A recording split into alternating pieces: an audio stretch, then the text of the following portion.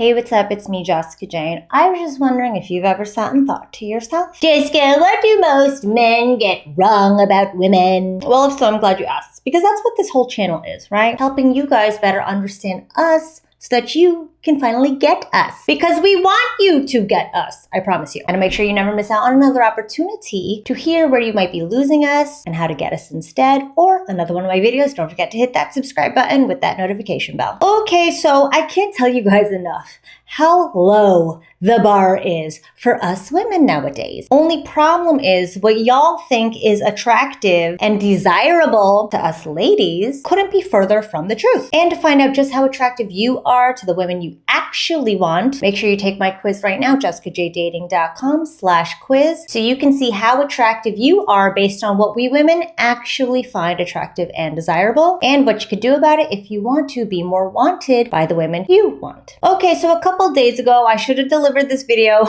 last week, but my house ended up needing to be tented for termites, and then I had to go away for my brother's 40th birthday in New York, and then I had my 20-year reunion. Oh my God, it's been 20 years. So yeah, my bad, guys. I always hate not delivering when I say I'm gonna deliver, but here I am delivering. Anyway, the story I talked about last week was when I was out with my girlfriends a week or two ago now, and I basically got both of them hanky-panky by the end of the night with these two guys that did basically nothing. The first guy, he approached my friend, started talking to her, and then she turned around really quick to talk to my other friend, and he looked like he got pretty discouraged, so he kind of just stood there, and then he looked at me and shrugged and was about to leave the bar. But I was actually blocking the exit to the bar, so I literally just turned this motherfucker around and said, try again! And he went and talked to her again, and they ended up going back to his hotel that night. Second girlfriend, I see this other guy just staring at her while her and I are talking, so then I turn her around and scream loudly, talk to each other! And then I kind of just shoved her into him. And then later on, she was like, do you want to get out of here? And I was like, I'm down to get out of here. And so then I started walking out, and then her dude chases after me, and is like, why are you guys leaving? I like your friend. And I said to him, well, why don't you tell her you want her to stay? And he looked so perplexed by this suggestion. He stood there and was like, I want you to stay. And so they end up going home together as well. My point being, this is something I always say to my clients. Nobody cares about the turbulence so long as you eventually land that plane. And what I mean is, our bar is so low, if we can have a good enough conversation with a guy and he's nice enough and we're not bored or creeped out, we'll probably go home with you that night. Which essentially was what my two friends said they liked about those guys. He was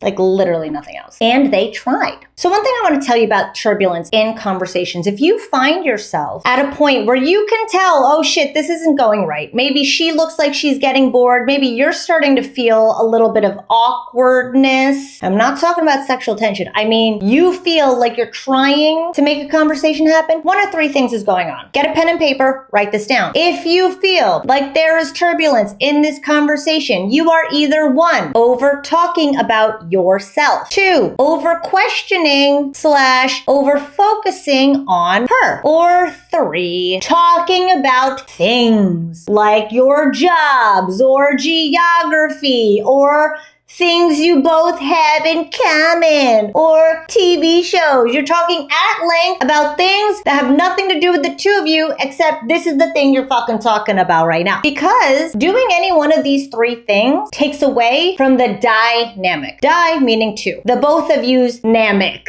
And when the two of us are in a conversation, it's not gonna feel right if we are not both engaging in this. And the both of us aren't engaging if we're over talking about you, over focusing on her, or talking about shit that has nothing to do with you or her. So the next time you feel in that moment that, oh my God, it's starting to feel weird, I feel like I'm trying too hard, it feels like it's running its course, just recalibrate and ask yourself, okay, am I over talking about myself? Now ask about her. Okay, am I over questioning her, over focusing on her? Say something about myself. Or have we possibly been talking too long at length about the difference in cultures between Asia and Europe, or Game of Thrones and how it truly does or does not relate to House of the Dragon? And if that's the case, you simply relay your experience connected to the thing to bring it back to me and you. And again, if you're not sure exactly how you're coming across to the women you want, and I'm talking the women you want, I'm not talking about the low-hanging fruit that you settle for because you can't find anybody else, take my quiz right now, jessicajdating.com/quiz. See how you truly are coming off to the women you want, because that's really all that matters. How you're coming across to women you want. Who cares if you're getting women you don't want? That's very unfulfilling. And that's probably why you're on this channel. But either way, yes, we women, we be giving chances left and left and left and right. We dance circles around ourselves with the chances we give guys. So find out where you are dropping that ball based on one of these 3 things. Take my quiz if you haven't yet. And thanks for watching as always. I'll see you next time.